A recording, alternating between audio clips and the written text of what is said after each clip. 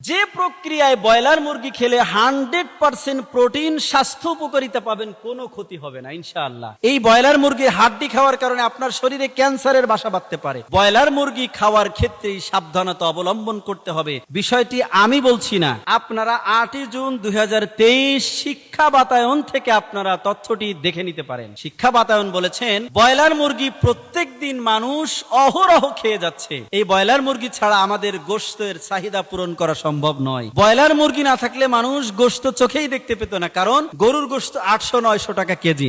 এখন এই ব্রয়লার মুরগি আপনি যদি খেতেই হয়, যে প্রক্রিয়ায় খেলে বা যে প্রক্রিয়ায় রান্না করলে আপনার এই ব্রয়লার মুরগির বিষক্রিয়া দূর হয়ে যাবে, 100% স্বাস্থ্য উপকারিতা পাবেন। এইভাবে যদি আপনি খেতে পারেন, ব্রয়লার খাওয়াতে কোনো অসুবিধা নাই। এই শিক্ষা বাতায়ন বলেছেন আপনি যদি ব্রয়লার মুরগি খেতেই চান, আমরা প্রথম নাম্বার ভুল করি, ব্রয়লার মুরগি মেশিনে দিয়ে আমরা এটাকে পরিষ্কার করি। কেন মেশিনে দিয়ে পরিষ্কার করি?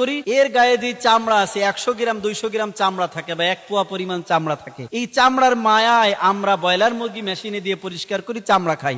অথচ এই চামড়ার মধ্যেই রয়েছে সমস্ত জীবাণু বা বিষক্রিয়া। যত মুরগিকে বড় বানানো হচ্ছে, এই মুরগিকে যেই অ্যান্টিবায়োটিক এবং ঔষধ দিয়ে বড় বানানো হচ্ছে, এর সব কিছুই যে চামড়া এবং চামড়ার নিচে চর্বিতে জমা হয়।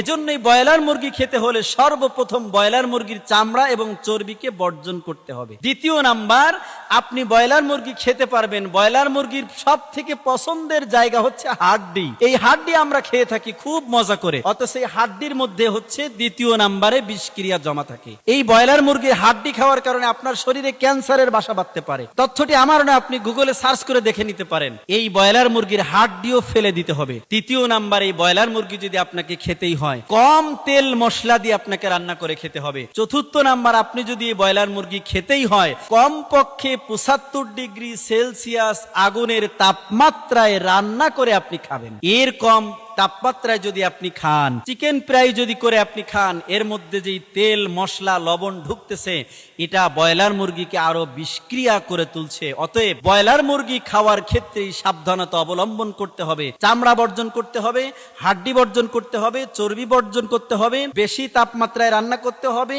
তেল মশলা লবণ কম দিয়ে খুব সুন্দর করে সিদ্ধ করে অথবা রান্না করে ঝোল করে খেতে হবে। ভাজা বা ফ্রাই করে খাওয়া ঠিক হবে না। এই প্রক্রিয়া আপনি ব্রয়লার মুরগি খান, আপনি 100% স্বাস্থ্য উপকারিতা পেয়ে যাবেন ইনশাআল্লাহ।